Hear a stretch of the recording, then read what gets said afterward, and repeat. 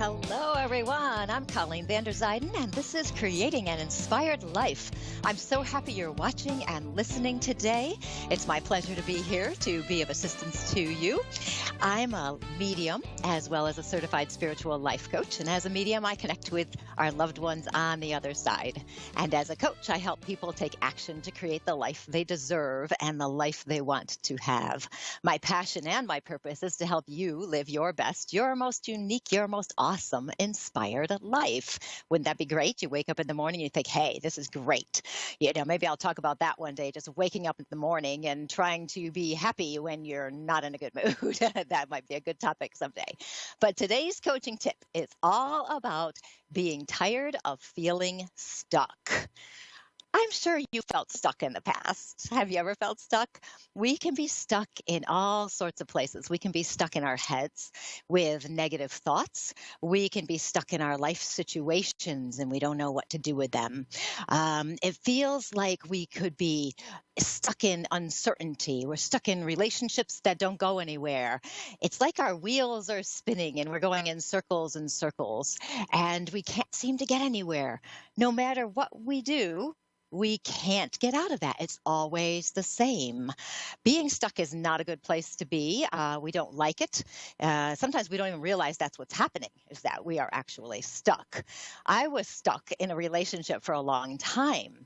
And I'll tell you just, a little bit about it. It wasn't good. The communication wasn't good, all of that.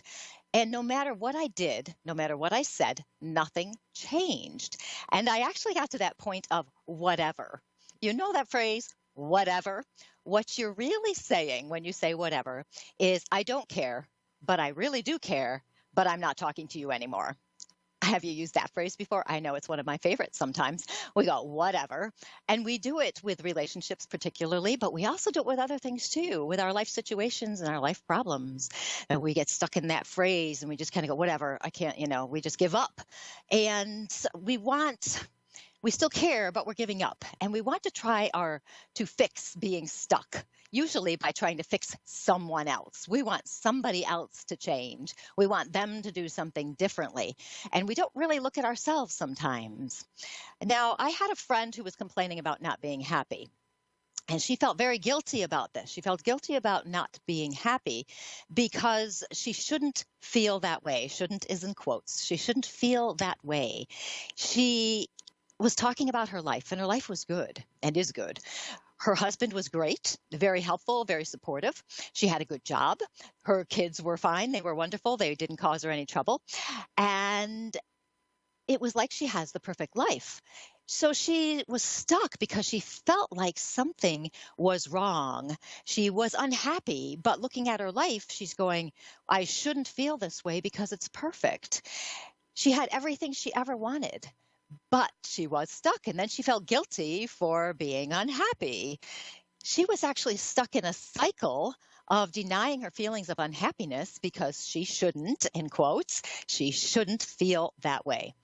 Feeling stuck is tiring. It's frustrating. It makes us feel helpless. We don't know what to do to change. We don't know how to change it. We feel hopeless. We can't change it. It's not going to change no matter what we do. We get into a negative state when we are stuck. We don't know what we can do. And you know how many times if something's happening in our lives, we feel like we have to do something. And one of the first things we do when we're trying to fix being stuck and getting out of that is we try to change the situation. We need to fix the other person in our relationship. We need to get a different job. We need to say this to that person so they really, get it or whatever. But it's always something that we're doing that's outside of ourselves. It's something that is not really part of our internal process. It's not really how we're thinking or anything. We're still fixated on the problem that's outside of us. And what that is really not taking responsibility for how we feel and our lives. We blame other people or we blame situations for our misery and why we feel this way. And we think sometimes, this is always fun, if only those things would change, I would feel better. And I'm sure you've said that because I know I have. I think everyone has. If only this would change, I would feel better, which might be true. But is it really going to change to the way you want it to be? Is it going to change to the solution you're hoping for? Not necessarily. Life is odd, and so frequently, what we think we want, what we think we need, is not what we get. And this, if you kind of pin your hopes on that, I'll get out of being stuck when that happens. It's not going to happen. We're still blaming somebody. We have an unawareness of our responsibility, an unawareness of ourselves. The second thing we do when something is happening and we're stuck is we ignore the problem. We just think, oh, it's just going to go away. We're just going to sit it out. We're just going to wait. And we might make a conscious effort to deny we have a problem. We might actually choose. I'm not going to pay attention to that. I'm just not going to do it. We might do it a little bit subconsciously and kind of deny we have the problem. We choose not to face it. We just say, no, it's okay. We're not going to do it. And we get kind of stuck in this limbo of waiting for something to happen outside of our our lives. It's like if you're waiting for your partner to change. If he does this one more time, then I'm out of here. Or if he does this, then I know he really loves me. You're stuck waiting for something externally to happen still, and we're ignoring it. The third step when we're stuck in trying to fix something is really the most important step, because this is the step where we realize that we're the only ones that can make a change in our lives. We're the only ones that can change the being stuck, and we have to figure out how to do it. I like to think that being stuck and feeling stuck is a great place to be. I know you're going, really? Why? Because at some point, what's going to happen is your emotions will motivate you to get unstuck. Your emotions, your unhappiness will become unbearable, and you'll have to do something. You won't be able to ignore it anymore. You won't be able to blame it on somebody else. You'll have to change it because you have to change it. You can't take it anymore. You need to change yourself first internally before the external changes can happen. Isn't that interesting? You have to know about yourself first before the external things can happen. So we have to learn about ourselves, our perceptions, our beliefs, even how we talk to ourselves. For my friend, the one who was unhappy for no reason and felt guilty about it, it turned out she had been putting everybody else's needs ahead of her own. She spent all of her time taking care of other people and neglecting herself. Her feelings of being stuck were letting her know that she needed to reconnect with her inner self. She needed to figure out what it was she needed to have a good life. She needed to start listening to her own needs. And she needed to relearn that importance of taking care of herself, not always putting everybody else's needs ahead of her own. She needed to learn all sorts of other things too. I had a great conversation with her as we were talking about the things she learned when she realized she had spent so much time taking care of everyone else, she'd kind of forgotten about herself. She'd forgotten what she needed. And she was stuck because what she was doing was no longer helping her and herself. So she needed a wake-up call. So being stuck is like a wake-up call. She had to change her beliefs to recognize that it was important to take care of herself, that she deserved to take care of herself. And she had to learn how to let go of that belief that it was a bad thing to do that, that she was the only one who could take care of everyone else in the way they needed to be taken care of. She had to let go of that. Being tired of getting stuck, feeling stuck, gets us into not wanting to tolerate the discomfort anymore. We just can't do it anymore. We have to move out of it. And it motivates us to take responsibility and start looking at things. We have to ask some hard questions, though, sometimes. We can't just assume it's going to pop up. Sometimes we have to say, okay, I'm feeling stuck. Why am I feeling stuck here? Why am I stuck in this relationship? Am I stuck in the relationship and I want it to be a different way, but it's not moving that direction? And am I doing anything about it? Have I done what I need to do? Am I stuck in my job because it's not fulfilling? What am I missing? So you have to be willing to ask these questions about yourself, these tough internal questions, so that you can make the change you need to make so that the external situations will also change. In my relationship that I told you about, It got to the point that I could not ignore it anymore, which I tried to do. I kind of stuffed it aside and figured, oh, well, maybe it'll just work itself out. Things generally don't work themselves out when you just kind of ignore them. They really don't. This unhappiness I was experiencing was like this big negative cloud hanging over my head, and it was affecting everything in my life, just everything. Finally, I figured out I needed to do something about this, and I kind of woke up and I rediscovered how I wanted to live my life. And I knew it was not the way I was living it. I did not want to spend the rest of my life in that relationship. I just couldn't do it. And what it was, I realized that I was stuck because I didn't want to face the fear of ending the relationship. Because when you end a relationship, there's all sorts of things you've got to deal with, and I didn't want to deal with them. So I had a fear of ending that relationship. We move out of being stuck when it's time to move out of being stuck. And sometimes we have to hire a coach. That person I was telling you about earlier, she actually ended up hiring a coach to help her continue on that path of finding out about herself so that she could live the life she wanted to live and the life she deserved to live. It was very interesting for her to recognize that she was important.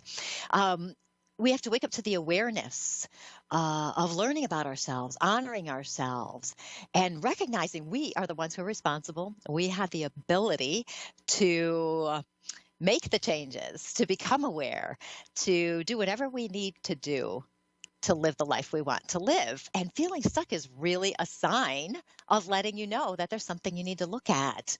So whether it's an external problem you're stuck in, or it's something internal in your head, negative voice in your head, or you just feel unhappy for no apparent reason, it's always about taking action to learn about yourself. Always about taking action to learn about yourself. This doesn't mean you have to do anything, except ask yourself some of those tough questions. What is it? Who are you? Who do you want to be? Is this working for you? If it's not working for you, what do you need to do? What do you need to learn? What do you need to tell yourself? You have to listen. There's always a reason why you're feeling stuck. There's always a reason. It's amazing. And it's usually something that you don't know about yourself, or it might be something you're denying. But you might be surprised to learn that you do have the power to do that. And you have the power to change how you feel and move out of being stuck. And that is my coaching tip of the day. It's an interesting one because as I'm writing a book. And it's all about standing in your power and transcending self-doubt. We're moving past self-doubt and we're moving into confidence. And that's what I'm writing about. And I was writing about being stuck the other day, and I thought this is a good topic because I have felt stuck, and I'm sure you have as well. It's a very wild place to be where we just don't know what to do. And sometimes it keeps us up at night. Have you noticed that? You'll be lying in bed and you're thinking, oh, I just wish this would be like this, or I wish that would be like that, or why doesn't he this, or why doesn't that person do that? Why is my job this way? And we start asking all these questions. And even if it's an external problem, a job, maybe you lose your job and you're stuck in that jobless state, which is horrible, isn't it? And that happens so frequently. But what will happen is when you're stuck in that, you start getting very negative, and you start really questioning your worth. And so you end up getting stuck in that negative thought processes. And if you're looking for a job, if you're not very positive, you can be very hard to hire, or they will not hire you. So you have to continue to take care of yourself when you're going through a tough situation, or if you're stuck, or if something like that is happening. And we have so many things we have to do with external situations, because we have to remember to take care of ourselves and be kind for ourselves, to ourselves. And if you have questions, things like that, and you'd like to connect with me, you can find me on Facebook, Colleen Vanderzyden, Medium and Self-Empowerment Coach. You can also find me on my website, psychicmediumcolleen.com. And on there right now, I have a free meditation download. And one of these days, it will be changing to how to shut that voice up in your head. 3 steps to do that. I'll phrase it nicer than that. So you can sign up for my mailing list to get inspirational emails.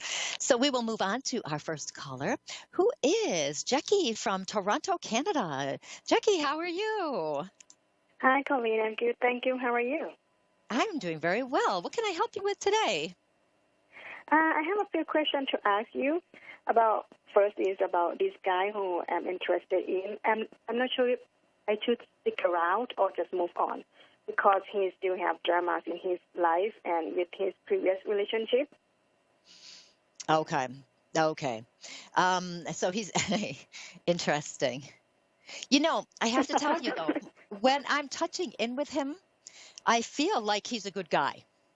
At heart. I get a little bit of insecurity with him, and I get a little bit of blaming other people for issues. Does he do a bit of blaming other people for how he's feeling? No, no, he's kind of picky guy. He's a picky guy, did you say? Yes. Okay. Yeah, I'm feeling blaming. So I don't want you to, think that that's what he is, but I do want you to open your eyes to that maybe just to see. Because I don't feel what I'm getting is I'm not feeling a lot of responsibility for how I'm feeling. And when you mentioned picky, that reminds me of somebody who's so picky that nobody's ever good enough. So there's a bit of that judgment feel in there. Okay. So along with that comes that feeling of blame with me where it feels like, how am I going to put this so it makes sense? It's like he thinks other people aren't good enough for him, and it's not his problem. It's their problem. Okay. Okay. Does that make sense? That makes more sense? Yes. Okay. Because I understand he has high standards and all of that, but that pickiness and that feeling that he doesn't really have responsibility for his parts and things sometimes can hold him back. I also feel like it's a little bit of a protective mechanism because and I'm not talking about you, I'm talking about the general people. If you are not good enough for me, it's not my problem, it's your problem. That kind of feeling comes from him. Okay. Now, touching in with your energy, I feel you actually being quite sweet and quite loving. I feel like you would literally do anything for anyone. And not to say that you wouldn't stand up for yourself and give somebody 2 cents if you need to. Okay. You are very accurate. Yes, I'm like that. Yes. Okay, because you have a very good loving presence about you. And my concern that I'm picking up on right now is that I would be afraid that you would spend too much time giving somebody the benefit of the doubt, letting them figure things out while you kind of suppress some of your needs and your desires about things. So I would have a concern about that. So I do want to make sure that you're looking at things with really wide open eyes, that you're seeing things very clearly, that you understand where it is you want to be going and where it is he's going. There's potential here in the relationship, but it feels a little iffy to me right now. I'm not telling you not to have a relationship with him or anything like that. It's just the way it's feeling to me right now. It's definitely a little bit tricky for me. I get a little bit of frustration on your part. Have you had some experience with him where you feel like he doesn't really get you, doesn't really understand? Right. Yeah. Okay. This morning. Yeah. Okay. So that's what I'm picking up on, and that's probably where this iffy feeling is coming from. That there's that feeling of questioning. I know you're questioning this. Is it worth my time? I started since like this week, like the beginning of this week, and it bottom up, and I just explode to him this morning. Well, good for you for standing up for yourself, and saying what you need to say, because that's important. And so many times women, especially, we don't do that. We just kind of roll over. We let them control the thing when really we need to say what we need to say. And so good for doing that. I'm really happy for you for doing that. Like I said, my concern is I want to make sure that you are spending some time in your own head figuring out what it is you're looking for. I do feel that hesitancy with him. I'm not feeling right at this moment, I'm not feeling that he's willing to change his perception, change his perspectives, to look at things from a different angle. Because I do get that feeling, like I said before, that kind of, well, it's not really my problem, it's your problem. and if you want this, well, you have to deal with it. And I get that feeling. So I do want to just make sure your eyes are as open as possible. I also want to tell you before I stop talking, I'm talking so fast, that Oh my gosh. I always, it's funny when I'm getting information, I just blah, blah, blah, blah, blah, blah, blah. So I do want to make sure that you understand that you will understand this very clearly. It's going to come to you. It's going to be as clear as a light bulb. You're going to get it. You're going to know what to do. And actually, I have to tell you, too, one more thing, that you will not regret your choice. Okay? Yeah. I kind of made my choice, and I just want to make sure that I made the right choice. Okay. Well, and I think you know what my choice was. Yes, I do.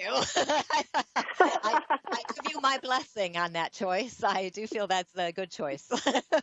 Yeah. Okay, and can I ask 2 more questions, please? Well, I actually have another caller, so it looks like I need to move on. I'm so sorry. Okay. But call in again. We'll so talk some more. It was so nice talking to you. Thank you so much, Colleen. Thank you. You have a good day. And that was Jackie from Toronto. And we are going to move on to Lori from Pennsylvania. Lori, how are you? I'm all right. How are you? I'm doing very well. Thank you. What could I do to help you tonight? I need a little bit of guidance. My life is chaotic right now, and if you have any messages for spirits and any advice for the future for me, I'd really appreciate it. Okay. So I have a man who steps in really close right now. As soon as you mentioned spirit, this person, as he steps in, I'm feeling a breathing issue with him. I also get the impression he may have smoked at some point here, because I definitely get that in effect there, and I'm getting some effect in my throat as well. As he steps in, he shows me when he's here in the physical that he is not somebody who is in the physical when he's living, somebody who's very much concerned with other people's emotions. Okay. He seems to keep to himself quite a bit, and he doesn't care for drama, excuses, those kinds of things. He does feel very fatherly, grandfatherly to me right now. Do you have someone like that on the other side you can recognize? It's funny that you say fatherly, because every time I think it's my ex, and he always comes up as fatherly, although I was in a relationship with him. Really? Isn't that funny? Yeah. I tell you. Spirit is interesting. I will never stop being amazed by spirit. Never. And did he have breathing stuff going on with him before he passes? No, but his voice was actually off, though, from an accident he was in. Oh, interesting. Okay. Well, I guess that's his way of getting me there. And it is interesting. And so did he keep to himself with the emotions and things like that too? He kept with himself with emotions, yes. Okay. Because, as he comes in, I have to say, it is interesting to touch in with him, because he's telling me, number one, that you had quite the time with him, huh? Wow. Okay. Well, we won't get into that part. Okay. How am I going to? No, I got to skip over that part. He's talking about having a time with him. He says he tried your patience. Let's just put it that way. He tried your patience. On the other side, I have to say, though, I feel that there is an evolution here. I feel there's a lot of pride for you. I feel that he understands how hard you've had to work to get things to go the way they need to be. And he gives me a lot of pride for what you have done and what you have achieved.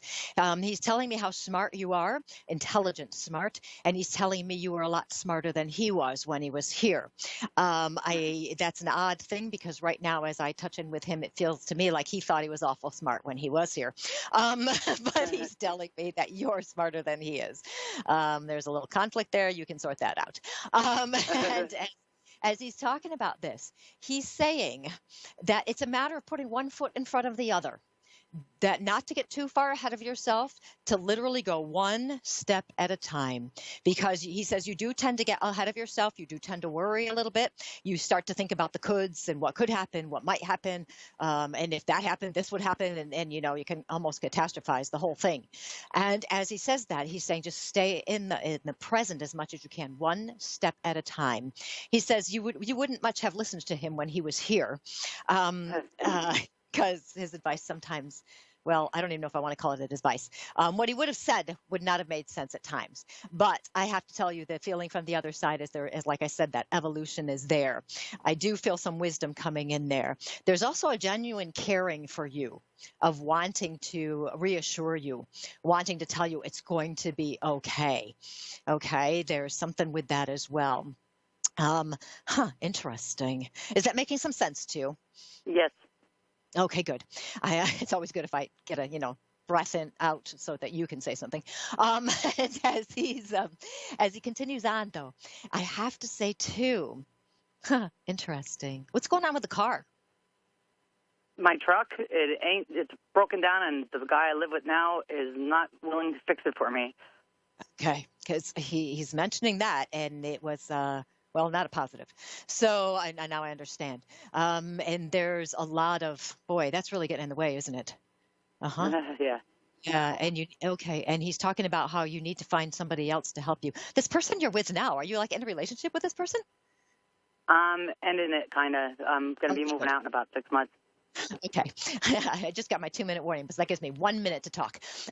Okay, good, because that doesn't feel right to me, and I want to make sure I say that too. I don't know what's up with people calling in with those issues tonight, but that's not feeling right to me. There's a lot of self-centered behavior there, and that's just not right. I want you moving out sooner if it's at all possible, because you need to get back on your own again. I do feel somebody you know who can help you with that car, the truck, somebody who can help you with that, somebody else can help you. So ask around because it's not going to cost a lot of money if really anything. I feel like more paying for, what do they call them, the supplies, the pieces, the parts, Okay. paying for that. Okay, not having to pay for labor, that kind of thing. So ask around. There is somebody around with that, so make sure you do that. And there's also a question about the job situation too. I'm Yes. feeling you trying to set aside money, but you don't have a lot, so you're trying to set it aside. He's telling me just to keep adding it up, just keep doing it, just keep doing it, little bits and Okay. little bits at a time, and that's going to work. And don't worry. He's also talking about found money. Okay, so found money, you got some found money there. So that's going to be showing up. Literally, if it's coins on the street, you pick it up. But there's going to be some found money that you don't expect. So that's coming as well. Well, that was interesting. Okay, well, Lori, thank you so much. That was so nice talking to you. You have a good night. Thank you, hon. You too. Thank you. You're welcome. Bye-bye. And that was Lori from Pennsylvania. And thank you, everyone, for watching and listening. I'm Colleen Vanderzyden, and you can find me at psychicmediumcolleen.com and also on Facebook, Colleen Vanderzyden, medium and self-empowerment coach. And I would love to hear from you. And this week, just keep looking at yourself so you can get out of being